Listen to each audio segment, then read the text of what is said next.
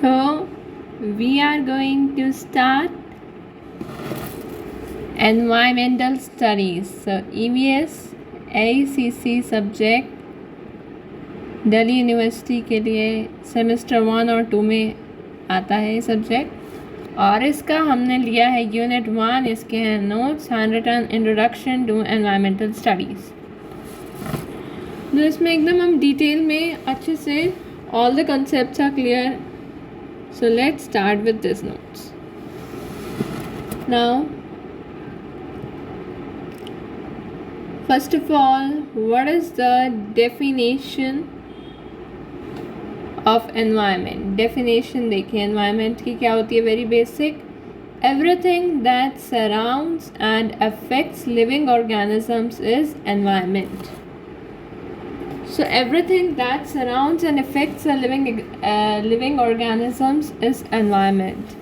And as per the definition given in the Environment Protection Act 1986, environment defined as the sum total of water, air and land and the interrelationships that exist among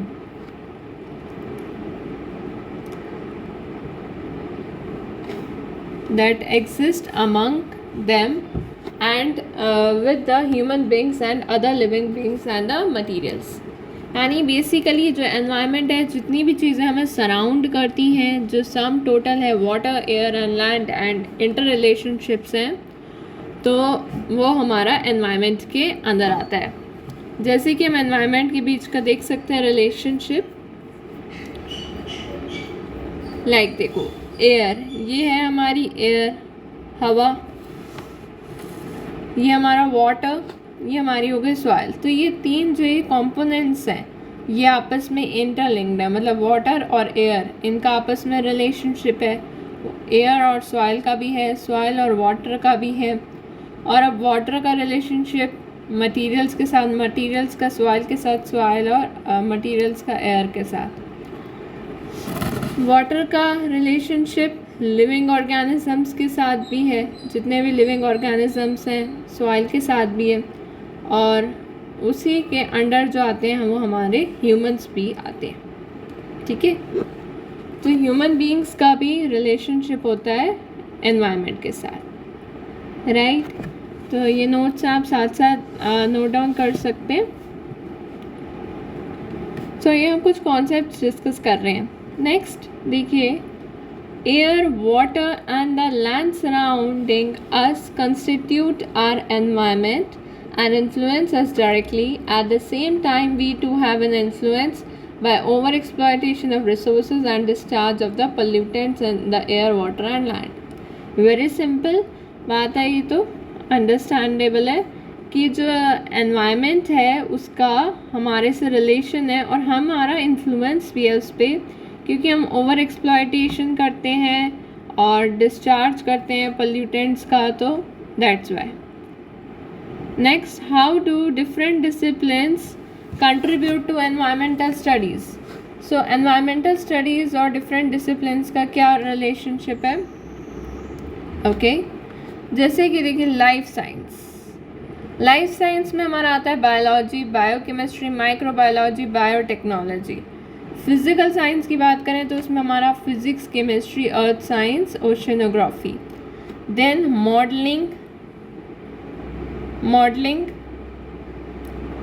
management and awareness, technology और basic and applied sciences. तो ये basically आप इसे detail में explain करेंगे कि हमारा जो डिफरेंट डिसिप्लिन्स हैं वो कैसे कैसे कंट्रीब्यूट करते हैं। लाइक अगर हम कैटेगरी वाइज देखें, हम मतलब लिखेंगे कि लाइफ साइंस की अगर हम बात करें, मतलब अगर हम बायोलॉजी, बायोकेमिस्ट्री, बायोलॉजी से रिलेटेड बायोकेमिस्ट्री, बायोटेक्नोलॉजी, माइक्रोबायोलॉजी, ये सारी लाइफ की साइंसेस हैं। तो ये बेसिक और अप्लाइड साइंसेस में हमारा हेल्प करता है। और फिज़िकल साइंस की बात करें, जैसे कि फ़िज़िक्स, केमिस्ट्री, अर्थ साइंस, तो ये भी बेसिक एंड अप्लाइड साइंसेस इस कंट्रीब्यूट करता है हमारा एनवायरमेंटल स्टडी को एक मल्टी डिसिप्लिनरी सब्जेक्ट भी कह लो। तो लिंकेज हो गया। और मैथ्स, स्टैट्स और कंप्यूटर साइंस तो ये मॉडलिंग आ जाती है बीच में, modelling, yes. Next technology, technology में सिविल आ गया, केमिकल इंजीनियरिंग आ गया। मैनेजमेंट और अवेयरनेस की बात करें तो then economics, polity, sociology, law, education, mass communication, philosophy, ethics. Clear है? नाउ स्कोप क्या है, बात करें स्कोप की। What is the scope of environmental studies? So as we know कि एनवायरमेंटल स्टडीज़ कॉम्प्लेक्स है, मल्टी डिसिप्लिनरी है नेचर में, तो जो सब्जेक्ट है इसका बहुत ही वाइड स्कोप है। वाइड स्कोप कैसे? वाइड स्कोप ऐसे like natural resources and conservation, social issues में, एनवायरमेंटल पोल्यूशन एंड कंट्रोल में हम पार्ट ले सकते हैं, ह्यूमन पॉपुलेशन एंड एनवायरनमेंट का क्या लिंकेज है, natural resources and their conservation and management, then ecology and biodiversity की बात करें, और अदर कैरियर ऑप्शंस की बात करें एनवायरमेंटल स्टडीज़ में, then we have our like research and development, research and development. Now we know that there is always a need for the trained manpower at every level to deal with the environmental issues, and with the pollution control laws becoming more stringent, industries are finding it difficult to decompose of the waste produced in order to avoid the expensive litigation. Companies are now trying to adopt the green technology and which would reduce the pollution. So that's why we need research and development. Then in Germany and Japan laws are very strict, and also in India laws are very strict, and the companies who are not following the law have been closed.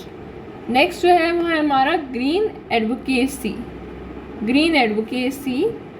So with the increasing emphasis on implementing the various acts and laws related to environment, need for environmental lawyers have emerged. तो जैसे कि आप environmental इतने issues हैं, तो इसलिए जो environment के lawyers हैं उनकी बहुत ज़्यादा need emerge हुई है, तो इसलिए green advocacy भी एक kind of a career बन चुका है, right? ओके न ग्रीन मार्केटिंग, ग्रीन मार्केटिंग में हमारा सबसे मेन जो बात आती है वो आता है हमारा ISO मार्क, ये वर्ड देख लीजिए, फोकस कर लीजिए। So there is an increasing emphasis on the marketing goods that are environment friendly.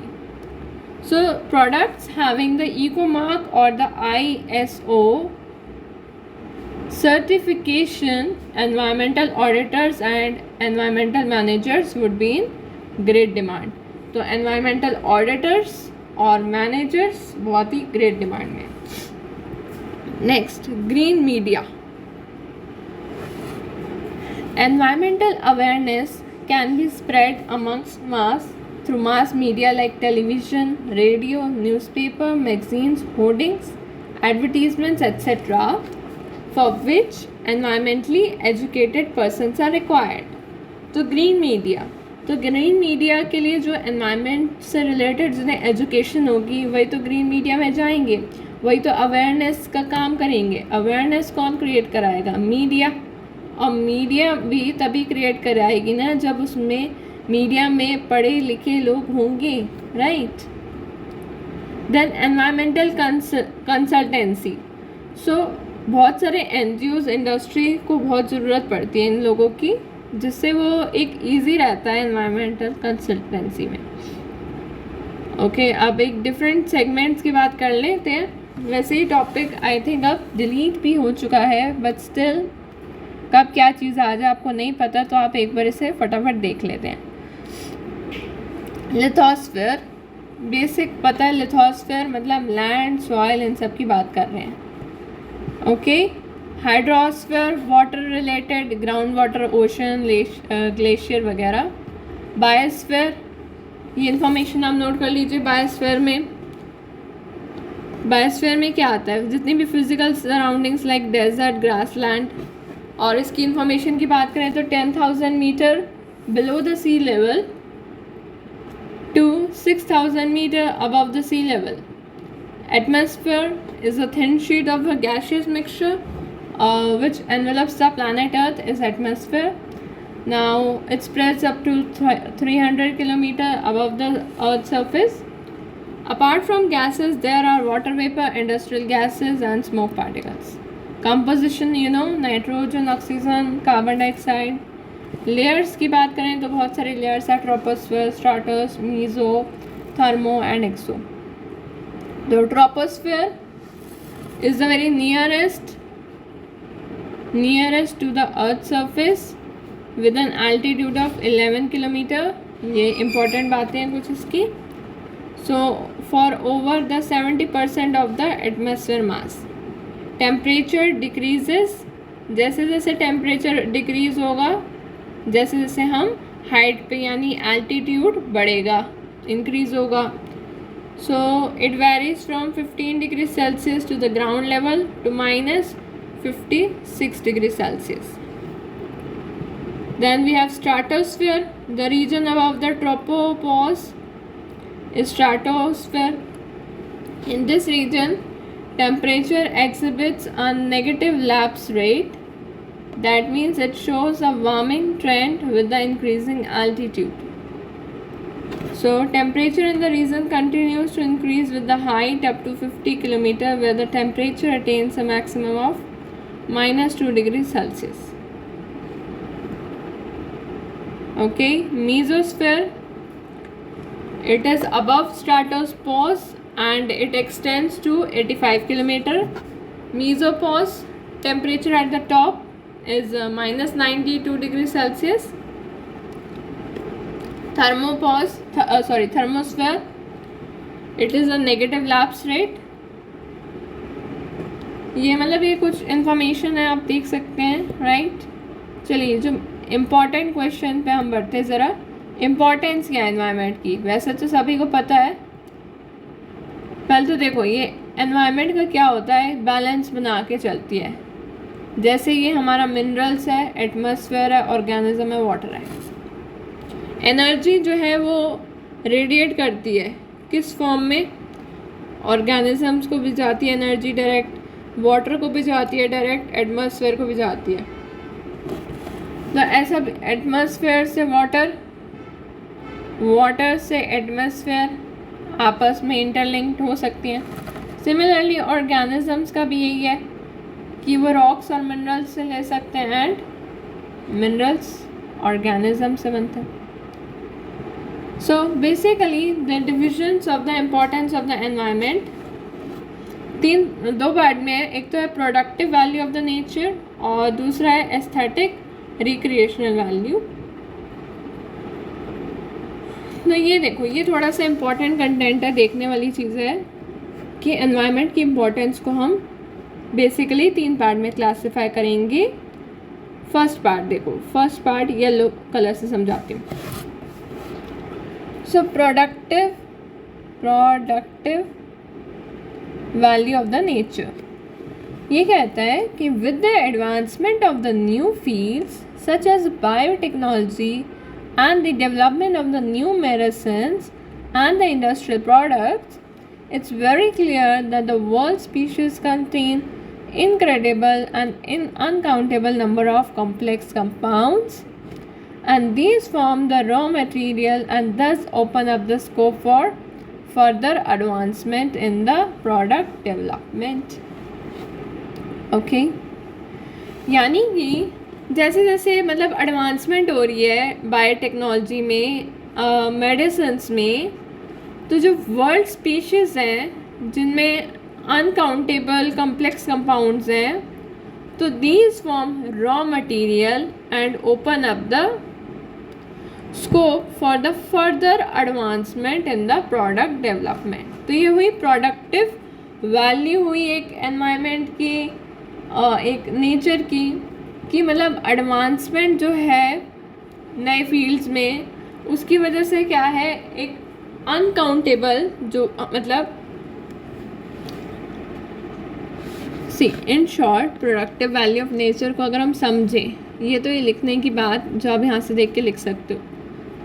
Understanding ये है कह क्या रहा है वो सेंटेंस कि जितने भी रॉ मटेरियल्स हैं, कॉम्प्लेक्स कंपाउंड्स हैं एनवायरनमेंट के अंदर, इससे क्या है, एक तो हमारे पास टेक्नोलॉजी है और ऑल्दो हमारे पास ये जो रॉ मटेरियल्स हैं, इन दोनों की वजह से एक एडवांसमेंट हो रही है, एक प्रोडक्शन में एक डेवलपमेंट हो रही है, right. Then if we talk about next, that is aesthetic recreational value of the nature. So the beauty of the nature is very priceless. Mountain, peak, power of the scene, national park, wildlife sanctuary, ये सबसे ज़्यादा appreciable है. And lastly, option value, people using natural resources not for the need but to satisfy their greed. yes, चलिए, ये environment का calendar है, इसमें कुछ बताने लायक नहीं है, just you need to read this. Okay, need देखो पब्लिक अवेयरनेस की क्यों है, मेन बात देखो. So there is a Chinese proverb, if you plan for 1 year plant rice, and if you plan for 10 years plant, if you plan for 1 year plant rice. अगर 10 साल की planning की है तो एक पेड़ उगाओ, 1 साल की प्लानिंग की है तो राइस उगाओ, और अगर 100 ईयर्स की प्लानिंग की है तो एजुकेट करो पीपल को. बिकॉज इफ यू वांट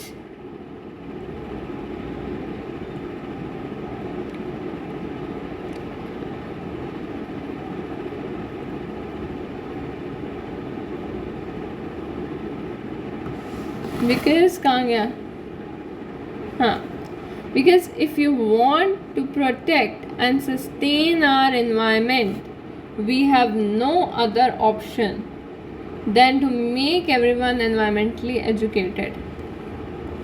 तो ये बहुत ही ज़रूरी बात है, सही बात भी है. नाउ अवेयरनेस क्रिएट करना इसलिए बहुत ज़रूरी है बिकॉज जो रैपिडली चेंजिंग टेक्नोलॉजी है उसकी वजह से बहुत ज़्यादा वेस्टेज हो रही है, जैसे कि इलेक्ट्रॉनिक डिवाइसेस, आगे आप इसे एक्सप्लेन कर सकते हैं. देन जो क्रेज़ी कंज्यूमरिज्म है वो लीड कर रहा है एनवायरमेंटल डिग्रेडेशन को. ऐसे इसलिए लिखा है यहाँ पे बिकॉज आप देखो, ये जो क्रेज़ी कंज्यूमरिज्म से क्या मतलब है इसका, कि जैसे जैसे लोगों की कैपेसिटी बढ़ रही है परचेज़ करने की, वैसे वैसे लोग ओवर कंजम्पशन कर रहे हैं. तो जिसकी वजह से क्या हो रहा है, ओवर कंजम्पशन हो रही है, टेक्नोलॉजी की भी डेवलपमेंट हो रही है, लोग अपने वंडरफुल लाइफस्टाइल के पीछे एनवायरनमेंट को डिग्रेड कर रहे हैं. Okay, and lastly the earth has a definite capacity to tolerate pollutants. So अब एक थोड़ी सी कैपेसिटी एनवायरनमेंट की पॉल्यूटेंट्स झेलने की, उससे ज़्यादा डालोगे तो अर्थ मतलब नहीं वो कर पाएगी बर्दाश्त. ठीक है, चलो. Now this is also a good question कि what are the steps taken by the government ने क्या स्टेप्स लिए हैं एनवायरमेंटल पोल्यूशन को प्रोटेक्ट करने के लिए, वो देख लेते हैं. Concept of eco mark. So concept of eco mark कह रहा है, in order to increase the consumer awareness about the environment, Government of India has introduced scheme of ecomark. ecomark से क्या होता है कि a product that is used or disposed in a harmless manner is eco-friendly and is awarded as the ecomark. So जो product जो harmless dispose हुआ हो तो वो ecomark का अवार्ड दे देते हैं. दूसरा जो अच्छा काम किया, पुण्य का काम किया सरकार ने, वो इको क्लब से. सो इको क्लब से क्या मतलब है यहाँ पे, ये जैसे चिल्ड्रन को एनकरेज करते हैं और डिफरेंट जैसे programmes, earth day, world environment day, water day, ये सब सेलिब्रेट करके क्लब्स बना के, ट्री प्लांटेशन करा के, अवेयरनेस क्रिएट करती हैं। देन इको टास्क फोर्स जैसे कि एनवायरमेंटलिज्म है, तो एनवायरमेंटलिज्म को एक फैशन वर्ड नहीं लेना है, या फैशन के लिए नहीं है ये वर्ड अवेयरनेस क्रिएट करने के लिए वही है, प्रिंसिपल्स के लिए है, और लोगों को एक्सप्लेन करने के लिए कि क्या इन्फ्लुएंस है हमारी ह्यूमन की बैड एक्टिविटीज़ का एनवायरनमेंट पे। Okay, next sustainable development. We all know development that meets the need of the present without compromising the ability of future generation. Sustainable development के कुछ ये गोल्स हैं। एनवायरमेंटल सस्टेनेबिलिटी मतलब we should consume environmental goods in sustainable manner, and social sustainability means society have equal opportunities for its population with gender equality, good health and education facility. Economic sustainability is an equitable distribution. So social plus eco is equitable, social plus environmental is bearable, economic environment is viable, and this is sustainable. So goals क्या हैं? You can see here no poverty, good health, total 17 goals हैं. Yes, so study of environment is the need of the hour. Yes, it is the need of the hour because there are environmental issues like pollution, waste production, climate change. So our objective is to create awareness. Our attitude for solving the environmental problems, we should acquire skills for identifying the problems, and active participation is the best solution. So this is all about the chapter, and this was all in this lecture. Chapter 1 was the unit 1, you can see. So 20 page के ये हमारे notes थे, introduction to environmental studies के unit 1. So hope you like this video. So please, what do you need to do? Share and subscribe to our channel. Okay, and if there is any doubt, you can tell us. So thank you so much guys. Goodbye.